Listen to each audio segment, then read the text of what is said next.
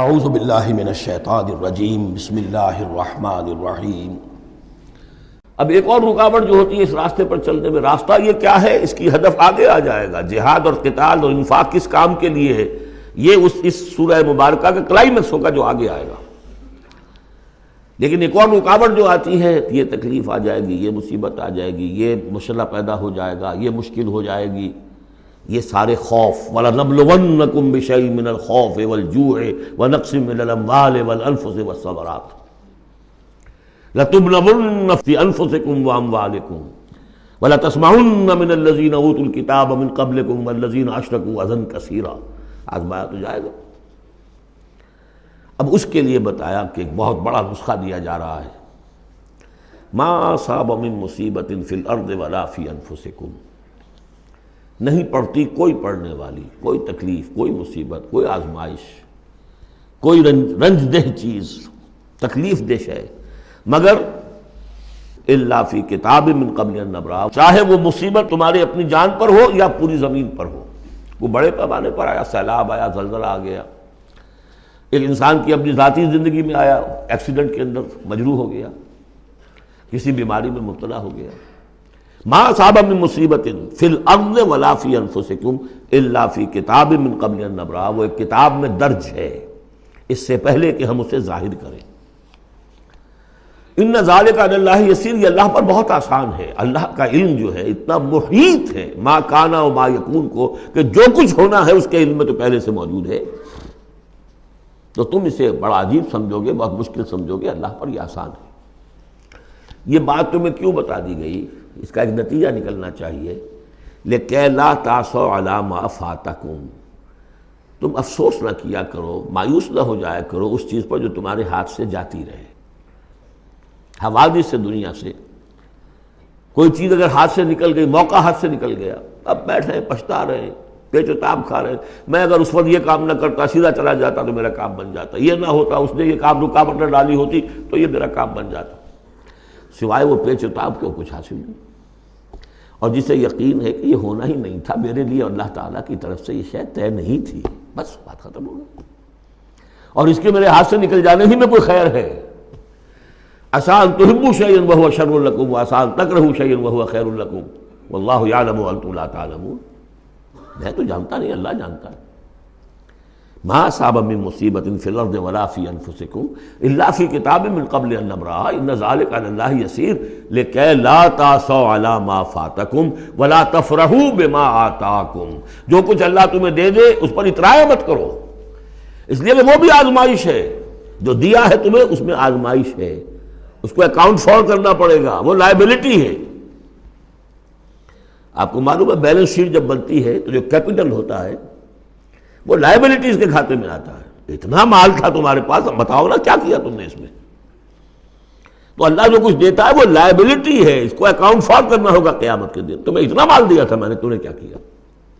تمہیں اتنی ذہانت میں نے دی تھی، تم نے کہاں لگائی؟ یہ صلاحیتیں میں نے دی تھی، کہاں خرچ کی؟ دنیا بنانے میں یا آخرت بنانے میں؟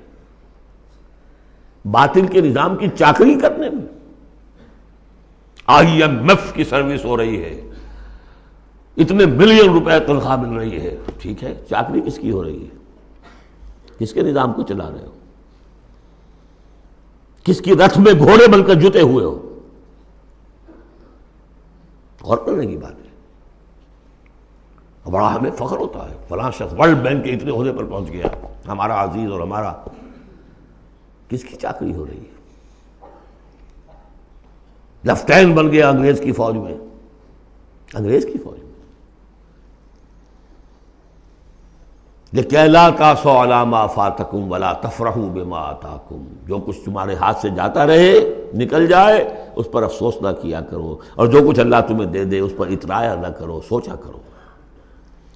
بلکہ امام احمد ابن حنبل رحمۃ اللہ علیہ کا معاملہ تو یہ ہوا تھا کہ جب وہ خلق قرآن کا مسئلہ چل رہا تھا تو جس زمانے میں کہ ان پر عتاب ہو رہا تھا حکومت کی طرف سے، جیل میں تھے، مارا جاتا تھا کہ کہو کہ قرآن مخلوق ہے، اور وہ کہنے کو تیار نہیں تھے۔ کہتے ہیں ایسی ایسی ماریں پڑی ہیں کہ ہاتھی کو بھی وہ مار پڑے تو وہ بلبلا اٹھے۔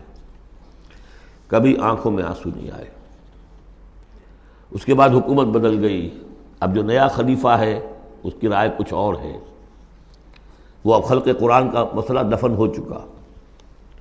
اب جو خلیفہ ہے اس کا ایلچی آیا ہے اشرفیوں کی کچھ تھیلیاں لے کر کے، یہ بادشاہ نے، خلیفہ نے آپ کے لیے بھیجی ہے۔ اب رو پڑے امام احمد بن حنبل، اے اللہ میں اس آزمائش کے قابل نہیں ہوں۔ یہ آزمائش بڑی سخت ہے۔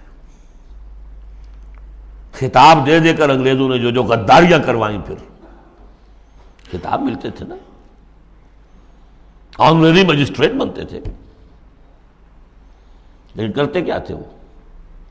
اس قوم کے اندر انگریز کی اس حکومت کو چلانے اور اس کے پاؤں مضبوط کرنے اور جمانے کی جدوجہد۔ لِكَيْ لَا تَأْسَوْا عَلَىٰ مَا فَاتَكُمْ وَلَا تَفْرَحُوا بِمَا آتَاكُمْ وَاللَّهُ لَا يُحِبُّ كُلَّ مُخْتَالٍ فَخُورٍ۔ اللہ کو بالکل پسند نہیں ہے اترانے والے اور فخر کرنے والے، الذین یبخلون، اور ظاہر بات ہے کہ جو مال کے اوپر اترائے گا وہ مال کو سنبھال کر رکھے گا، اسی کی بنیاد پر تو ہے اس کی اکڑ۔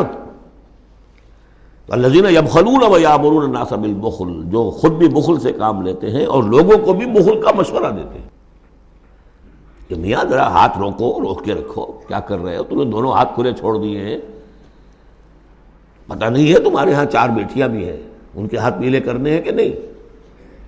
کہاں تم اللہ کے لیے اور اللہ کے دین کے لیے سب کچھ خرچ کرنے کے درپے ہو گئے ہو؟ وَمَن يَتَوَلَّ فَإِنَّ اللَّهَ هُوَ الْغَنِيُّ الْحَمِيدُ، اور جو کوئی رخ پھیر لے گا، منہ موڑ لے گا، تو اللہ تعالیٰ تو غنی ہے اور حمید ہے، اسے کسی کے احتیاج نہیں ہے، وہ ستودہ صفات ہے۔ صدق اللہ العظیم۔